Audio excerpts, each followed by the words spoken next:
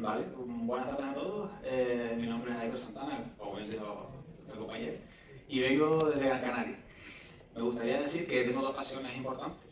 Por un lado el deporte y por otro lado los videojuegos. Este último fue un poco el que me impulsó a desarrollar software y a estudiar programación. Entonces para mí ha sido muy importante y hoy quería compartir con ustedes pues algunos conocimientos que he ido adquiriendo en el mundo del test. Entonces, para empezar un poquito de contexto. A ver, llevo pues relativamente poco en el mundo de lo que es el testing, pero a medida que he ido adentrándome en el mundillo, pues bueno, ya vas acertando una serie de conocimientos básicos y tal, ¿no? Y llega un punto en el que pues, te tropiezas con una piedra en el camino, que para mí son los dos de test. Entonces, bueno, yo para mí ya digo, fue una cosa complicada de manejar.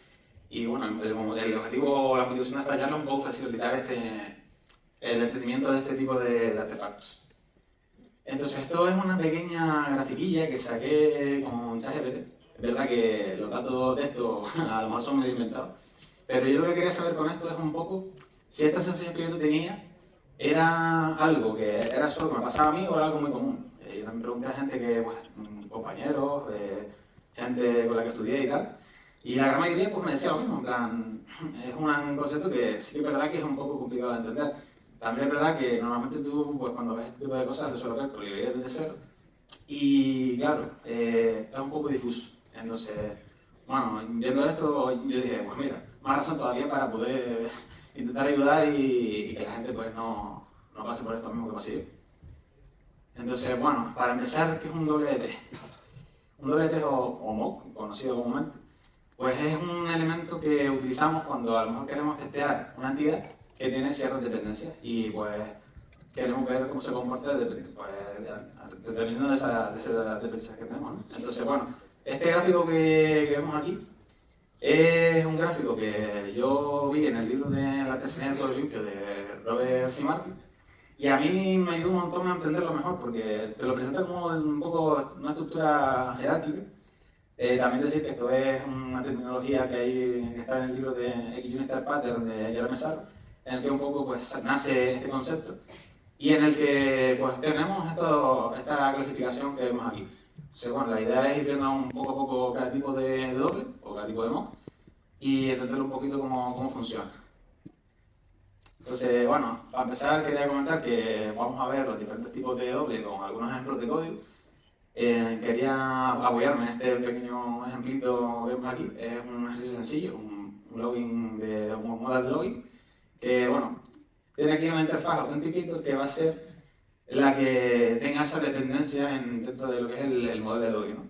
Entonces, bueno, tenemos un método submit que va a recibir pues, un username y un password, y ahí es donde se va a llamar al Authenticate. O sea, al principio de esto vamos a partir. Esto pues lo tendréis en un repositorio de GitHub, donde podréis pues, vosotros mismos experimentar y probar cosas. Entonces, el primero de todos es el dummy. El dummy es el elemento más simple. Lo utilizamos cuando queremos testear esa entidad que tiene esa dependencia, pero realmente esa dependencia nos da igual lo que haga realmente. Entonces, por ejemplo, imaginémonos que queremos comprobar qué hace el login cuando la vamos a cancelar. En este caso nos da igual lo que va a devolver el Authenticator. Entonces, pues podemos implementar este dummy que vemos aquí, tan sencillo de que devuelva false. En realidad podría devolver tú también, da igual.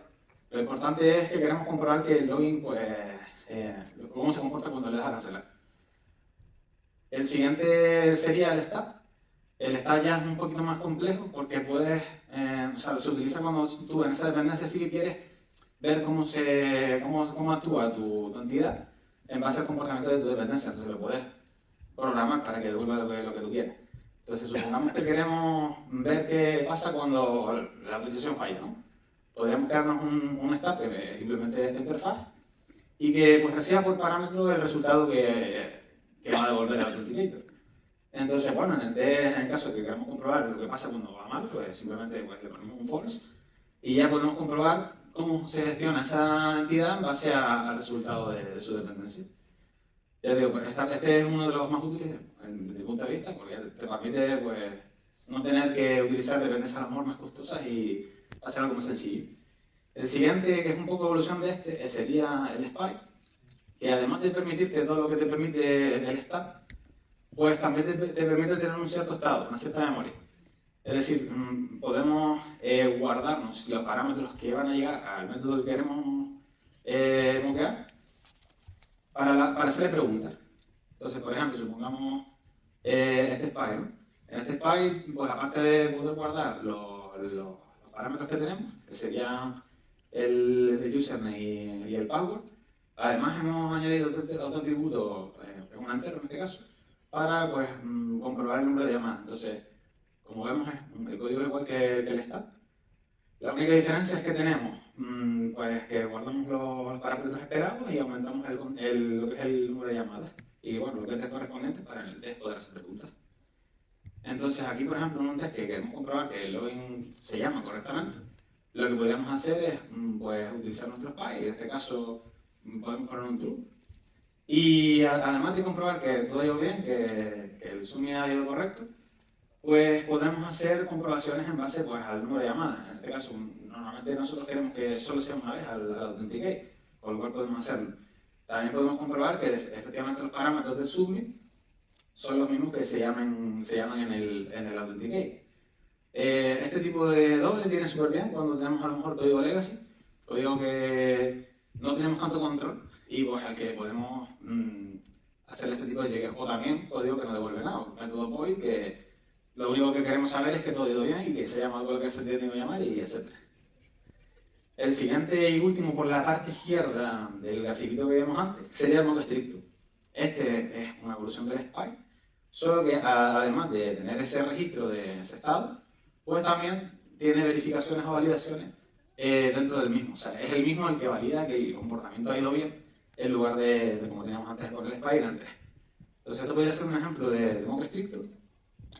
Es muy parecido a lo que tenemos antes, pero además hemos añadido dos atributos más al constructor, a la clase, que sería el usuario esperado y la contraseña esperada, con lo cual pues, podemos validar dentro del authenticate si los parámetros son los que nosotros esperamos en el test y además, en este caso, pues hemos hecho también una comprobación de si se llama correctamente, en este caso con un booleano, podemos haber usado la misma estrategia que antes, y es el propio mock con el método que tenemos aquí, el verify, el que te va a decir si tú te pasas o no pasas.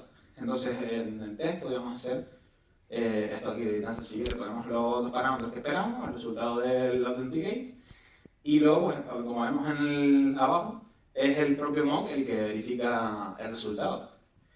¿Qué ventajas tiene este tipo de elementos? Pues nos ayuda un montón, yo creo que para el código Greenfield, el código que es nuevo, los proyectos que empiezan de ser, porque al final te ayuda y te guía un poco en ese diseño. El problema que tiene esto es que hace que ustedes sean un poco frágiles. Porque supongamos que la autenticación, en lugar de por usuario y contraseña, es con Google ahora. Pues ya este mock ya no nos va a servir, porque está preparado para usuario y contraseña. Entonces hay que tener cuidado con cómo se usa. Vale, este sería el último tipo de doble. Sería el que viene por la parte derecha, es totalmente opuesto a lo que tenemos en la otra rama.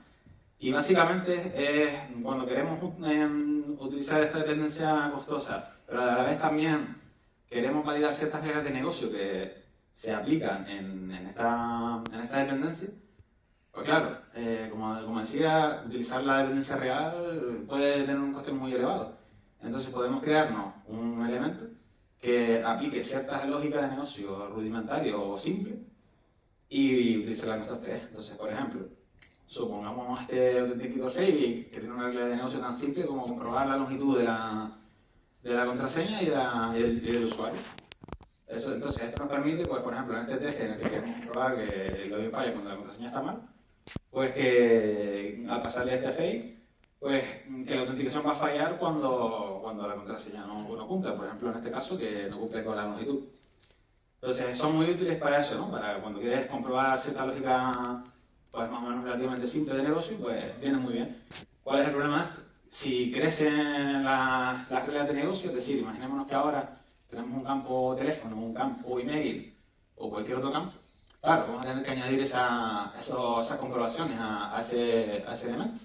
Entonces, claro, el fake va a crecer y puede llegar a un punto en el que a lo mejor tenemos que hacerle un test al propio fake porque hay que mantener también ese fake.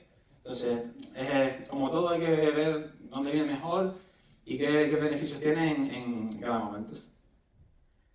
Pero claro, normalmente nosotros en nuestro día a día no nos vamos a aplicar nuestros propios dobles. Es decir, está bien saber lo que es un dummy, lo que es un stab, lo que es un spy, etc. Pero tú en tu día a día no te lo vas a hacer entero porque serían improductivos. Entonces, para eso pues existen las librerías de cero. Yo explico esta estructura porque considero, desde mi punto de vista, que si no te lo sabes esto más o menos bien o tienes una cierta base, es complicado entenderlo porque las librerías de cero suelen mezclar muchos conceptos de esta jerarquía que mencionaba antes, la jerarquía de Mesaro, y entonces pues puede ser un poco confuso. Entonces, si lo tienes más o menos claro, yo creo que va a ir bien. Bueno, aquí tenemos un ejemplo hecho con Moquito, en una librería de Java, en la que, bueno, aquí vemos cómo creamos el mock o el doble de nuestra interfaz con el método mock. Además también en Moquito nos permite pues decir o declarar qué es lo que va a pasar cuando se llama autoclick estos parámetros, en este caso va a volver un true. Y también, además, nos permite verificar que se ha llamado a ese método las veces que nosotros consideremos que tienen que llamarse y con los parámetros que queremos que se llamen. O sea, es lo que digo, en plan, como vemos hay cierto comportamiento un poco medio mezclado. Por un lado tenemos un stat, en el cual estamos haciendo una especie de stat, y por último, después de la selección tenemos un verify, que es como un método que teníamos antes en el mock strict. Entonces, por eso considero que tenemos que tener los conceptos bien asentados y bueno, yo creo que nos irá mejor así. Esa es un poco la motivación de la charla también. Bueno, aquí me gustaría dejarles algunos recursos. Por un lado, el libro de Roger Martin, que tiene el capítulo de dobles, que a mí, ya te digo, fue el que me ayudó a entender 100%, bueno, al menos al 99%, cómo funcionan los dobles. Que junto con el libro de código sostenible yo creo que va a sentar mucho esa base de conocimiento y también para aumentar muchas otras cosas. Es un libro bastante completo. Y el libro de Gerard Messar, XUnit Step Pattern, donde hace pues, el concepto de doble y donde se explica un poco la terminología de cómo funcionan y tal. Pero bueno, si sois un poco más prácticos, nosotros también tenemos dos cursillos. Uno es el testing sostenible, que ahí tenemos ejercicios, explicaciones y de todo, de TypeScript. Y diseño sostenible, que también es un complemento bastante bueno, si ya quieres un poco subir más el nivel de diseño. Y nada, estas son un poco las redes sociales. Yo realmente suelo ser más activo por LinkedIn, por si alguien quiere conectar y tal. Por ahí pues podemos hablar más a menudo. También tengo mi web y mi Twitter, aunque esto realmente el Twitter no lo uso mucho. Aquí les dejé un pequeño QR en el que pues, podemos ver el repositorio que decía antes. Ahí tendréis todos los ejemplos que hemos visto, más algunos más. Y bueno, tenemos un boilerplate, una rama main, en el que podéis vosotros experimentar lo que sea. Todas mis redes también están aquí. Y también, por último, un pequeño formulario de Google que, si queréis dejar algún comentario, algún feedback o algo que se pueda mejorar, pues la verdad que todo feedback es bien recibido. Y nada, muchísimas gracias a Codemotion por la oportunidad. También muchísimas gracias a Damián, que la verdad que me ha ayudado un montón, ha sido un mentor y me ha ayudado a hacer estas slides. Y nada, cualquier cosa estamos aquí por el evento y podemos charlar un poco de esto, lo que quieran. Muchísimas gracias. Muchísimas gracias.